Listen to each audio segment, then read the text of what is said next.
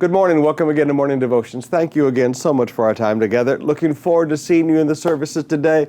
We're going to be looking at how a little bit of yeast, the yeast of the Pharisees, that started in Acts 15 and now by Acts 21 is bringing total devastation to the church of Jerusalem.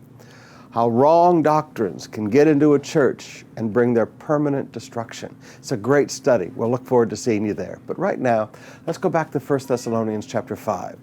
I don't care what church you belong to, there's a pastor. There's someone that God has placed there, a pastor or a pastora that God has placed there to lead you and to guide you. And God looks at you and I and says, now listen, I want you to give them respect.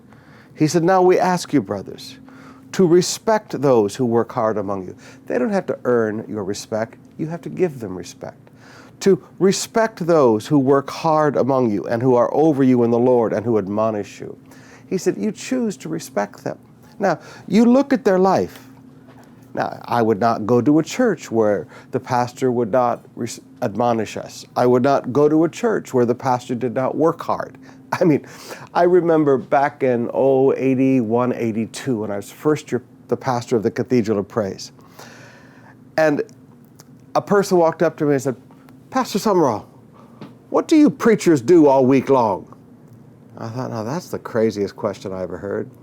It's been over 3 decades since anybody asked me that question because they learned at COP we work very, very hard to take care of God's people. Now, this pastor who sits around and watches Eat Bulaga every day and shows up and does his little event management on Sunday morning and calls it a church service, I wouldn't go to a church like that. But when you have a pastor who works hard, when you have pastors who admonish you, he said, listen, you need to give them respect. Maybe they don't wear the fancy suits that you wear. Maybe they don't know how to be Mr. or Mrs. Cool. Maybe they don't know how to be GQ. Maybe they're not an artista, but they're just a person who works really hard to take care of you. And maybe you're a sophisticated businessman. You need to look at these pastors and make a decision in your heart. They're not a businessman. They're not a banker. They're not an artista. They're a pastor. They're a shepherd. And my pastor works hard. I will give him respect. He said, now that's Paul said, I'm asking you to do this. Respect those that work hard among you. And now let me read you that verse in the New Living Translation. He says, show them great respect and wholehearted love because of their work.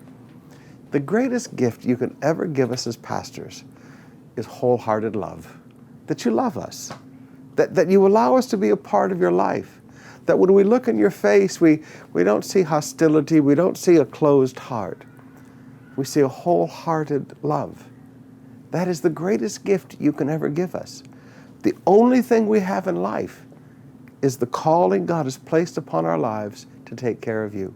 Please, respect your pastors that work hard among you. Love your pastors with a whole heart.